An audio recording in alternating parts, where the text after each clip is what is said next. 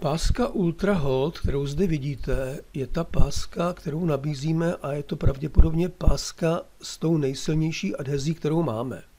Páska je opravdu velmi silně lepivá a po nalepení na tu základnu té paruky nebo vlasového systému a podstranění toho prokladového papíru uvidíte, že se jedná o transparentní pásku, takže tato páska neprosvítá jak z těch vlasových systémů nebo paruk, které mají třeba nižší hustotu vlasů.